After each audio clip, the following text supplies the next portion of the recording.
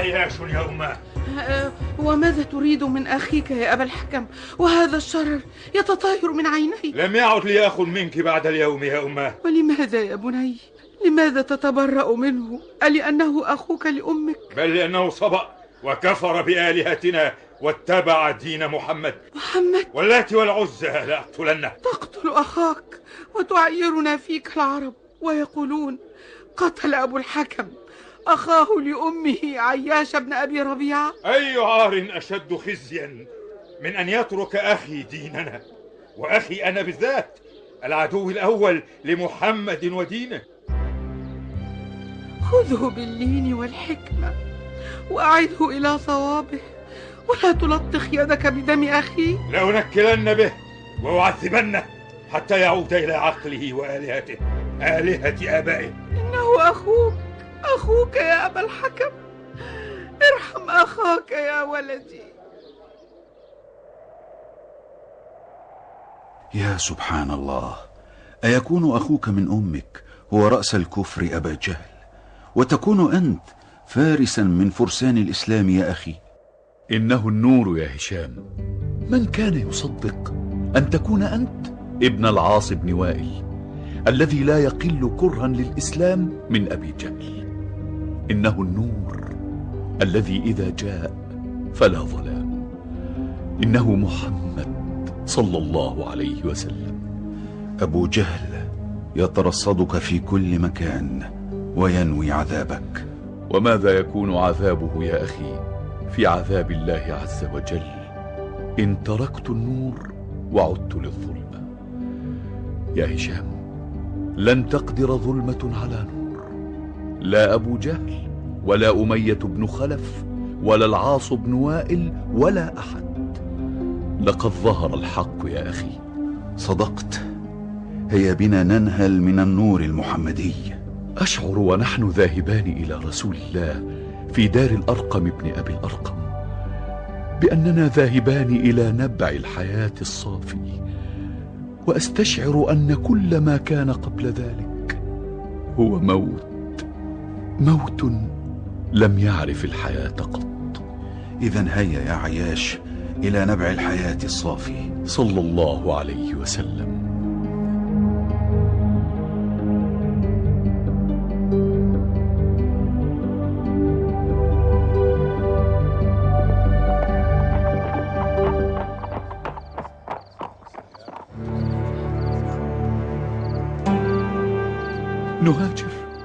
نهاجر إلى الحبشة يا رسول الله، ولكن كيف نتركك يا رسول الله؟ كيف لا تتكحل عيناي بالنظر إلى وجهك الكريم كل يوم؟ من لقلبي بعدك؟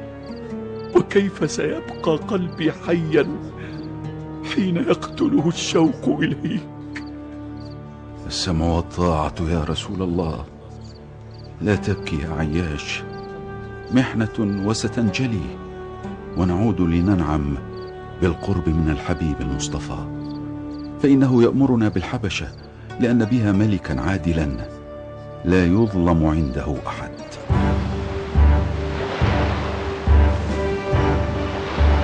وداعا يا مكة، وداعا يا دار الأحباب.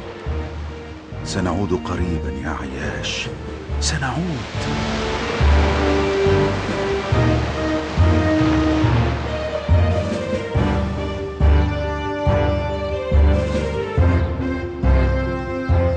مبارك يا عياش، لقد رزقك الله بمولود ذكر.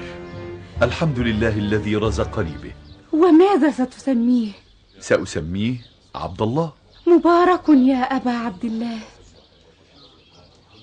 كم كنت أتمنى أن تولد بمكة يا عبد الله. أحقا ما تقول يا هشام؟ هذا ما سمعناه. يقولون إن قريشا تصالحت مع رسول الله، لكنني لا أدري إن كانت خدعة أم حقيقة. بل حقيقة يا هشام، حتى نعود. أنا لا أريد شيئا في حياتي سوى أن أعود لمكة، حتى ولو كان في الأمر خدعة. الشوق يقتلني يا هشام. إنها من حيلة ذكية يا أبا الحكم تشيع بين التجار الذاهبين إلى الحبشة بأنكم تصالحتم مع محمد، فيهدأ بال الفرين هناك ويعودون إلى هنا فتحكمون قبضتكم عليهم. أنت داهية يا أبا الحكم، ولا أدري لماذا يسميك المسلمون بأبي جهل. ويحك، أتذكرها أمامي؟ سيعلمون من هو أبو جهل. هل تعلمين يا أماه كم أحبك؟ حبا لا يوصف يا بني. لا تغضب من أبي الحكم، هو يريدك أن تعود إلى صوابك وتترك دين محمد. ولم يا أمي أترك الحق وأعود للباطل؟ لماذا لا تتركين أنت عبادة تلك الأحجار وتعبدين الواحد القهار؟ أترك ما كان عليه آبائي يا عياش؟ اتركي الوهم يا أمي واتبعي الحقيقة. ويحك، أتعلمني وأنا أمك؟ إن حبك يملأني ولا أريد لك إلا الخير، بل الشر كل الشر. ماذا تقولين يا أمي في محمد؟ هل جربنا عليه كذبا؟ كلا ورب الكعبة. وأمانته يشهد بها الجميع. ونسبه خيرنا نسبا وأصلا. فلماذا لا تؤمنين به؟ لا أدري، لكني لا أريد أن أخالف ما اعتقد فيه آبائي. أتتبعين آباءك حتى لو كانوا لا يعقلون؟ دعني وشأني يا عياش. إذن يا هشام فقد أذن لنا بالهجرة مرة أخرى، ولكن إلى يثرب هذه المرة.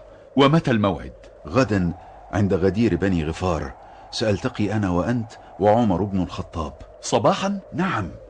موعد إذن، ومن يحبس منا فلينطلق الآخران. اتفقنا. لم يأتي هشام يا ابن الخطاب، هل نتحرك؟ إلى أين أنت ذاهب أيها الفاروق؟ ما هذا؟ إن عمر بن الخطاب يظهر نفسه للجميع. سأختبئ أنا هنا وأنتظر أن يصرخ بشجاعة في وجه المارة من رجال قريش. لم يجسر أحد على الاقتراب منه، وها هو يعود إلي. لقد صدق رسول الله حين نعتك بالفاروق يا عمر. ماذا تقول أيها المعتوه؟ أقول إنك لست أبا الحكم ولا تعرف الحكمة في شيء، وهو أخوك قد هاجر إلى يثرب. من قال لك هذا؟ رأيته وأنا قادم إلى مكة مع ابن الخطاب، فعلمت أنكم أشباه رجال، وأن هؤلاء المسلمين أذكى وأقوى منكم، وحتى أنت أيها الفارس المغوار لا حكم لك حتى على أخيك من أمك، وتدعي الزعامة والهيبة. أصمت! لا تهددني أنا، فأنت لا تقوى على الوقوف حتى على من لك عليه حق القرابة، فلا تتصنع معي أنا كل هذه الرجولة واذهب خلف أخيك. هلم بنا يا ابن هشام كي نسابق الريح إلى يثرب. هيا يا أخي.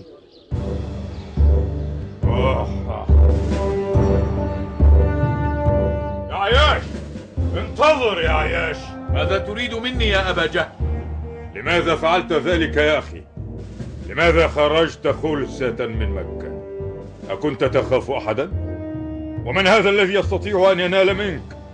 لقد أتينا خلفك الآن لأن أمك قد نذرت ألا يمس رأسها مشط حتى تراك، وألا تستظل من شمس حتى تراك. أمي حبة قلبي، ماذا أفعل أيها الفاروق؟ إنها أمي. لماذا يريدون أن يفتنوني عن ديني؟ لا تقسي قلبه يا عمر، فدينكم لا يقطع الرحم. ها؟ ماذا تقول؟ لو آذى القمل أمنا لم تشطت، ولو اشتد حر مكة عليها لاستظلت. يا عمر يا عمر، أبر قسم أمي، كما أني لي مال هناك آخذه.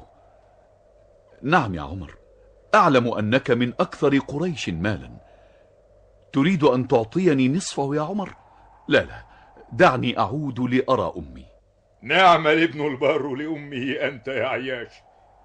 لماذا تترك له ناقتك يا عمر؟ وبماذا تهمس له؟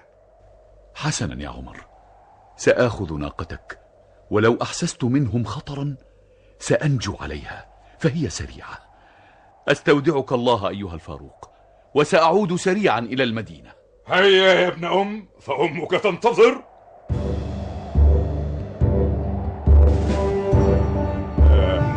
لقد صار حال أمنا يرثى لها، مريضة وحزينة لفراقك لها. ماذا بك؟ لقد تعبت من بعيري يا ابن أم، ألا تعطيني ناقتك هذه؟ بلى يا أخي.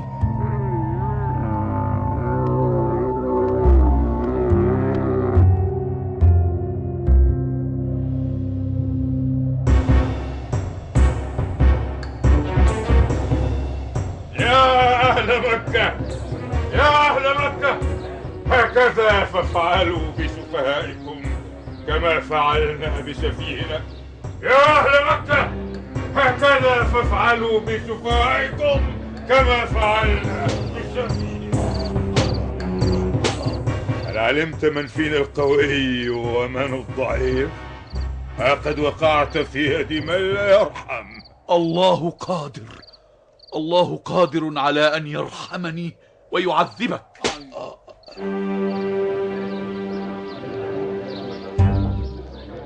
لقد فتن عياش وعاد إلى مكة. حتما سيعود إلى الشرك مرة أخرى. رباه، لا أظن أن من فتن أو عاد إلى قومه أو ارتد عن دينه ما أظن له توبة أو رحمة. لقد هلك عياش، ما له توبة.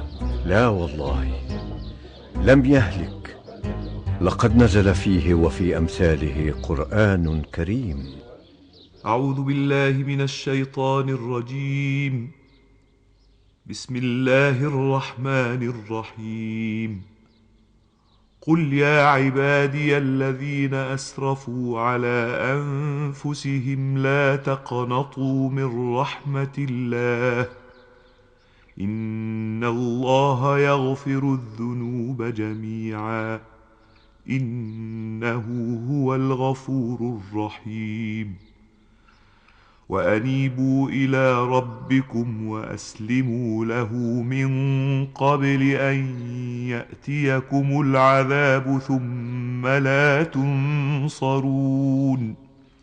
واتبعوا أحسن ما أنزل إليكم من ربكم من قبل أن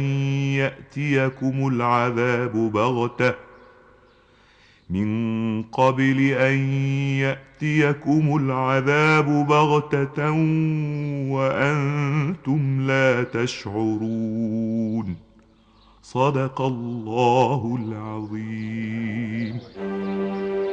لقد بكى عمر بن الخطاب حين سمعها، وكتبها في صحيفة، وبعث بها إلى عياش بن أبي ربيعة وهشام بن العاص. الله أكبر، الله أكبر، الله أكبر.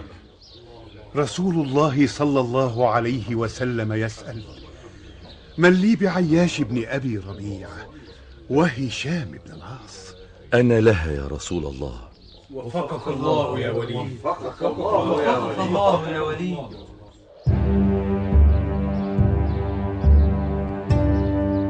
هل لي أن أساعدك يا أماه؟ حمتك الآلهة يا بني. إلى أين تريدين أن أحمل عنك يا أماه؟ إنه سر. كما تريدين، أنا معك إلى حيث تريدين حتى لا تتعبي. أقول لك أنت طيب، إنني أحمل الطعام هذا إلى مكان موحش. إلى حيث تشائين، ولكن قبل أن أصل وجهتي اتركني وانصرف حتى لا يراك أحد ولا تعرف إلى أين أذهب. كما تشائين. أشكرك.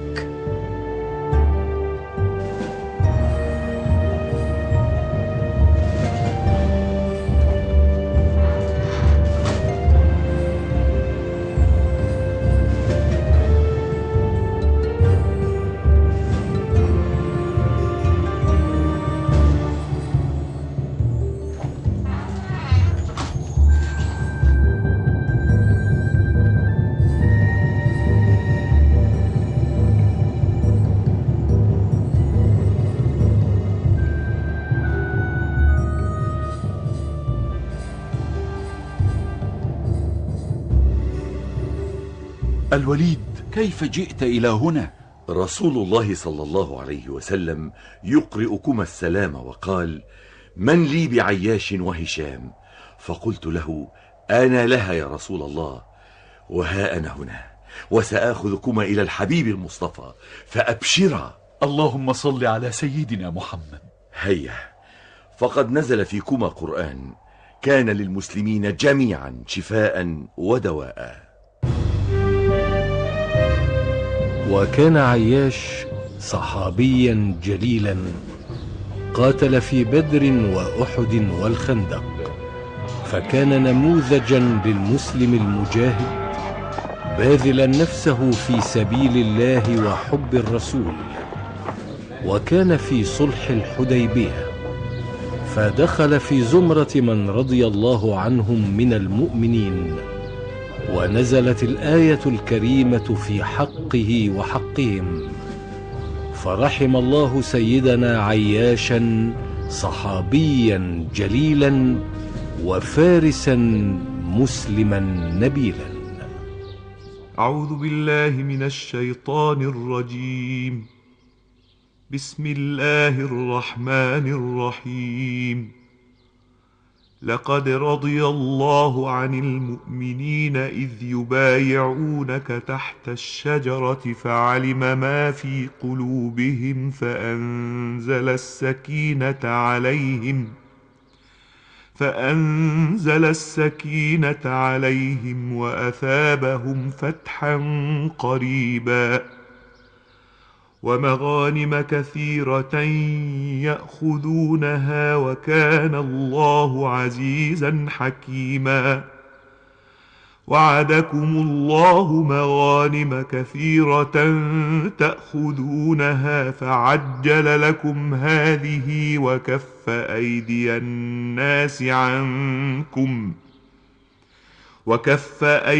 الناس عنكم ولتكون آية للمؤمنين ويهديكم صراطا مستقيما. وأخرى لم تقدروا عليها قد أحاط الله بها وكان الله على كل شيء قديرا.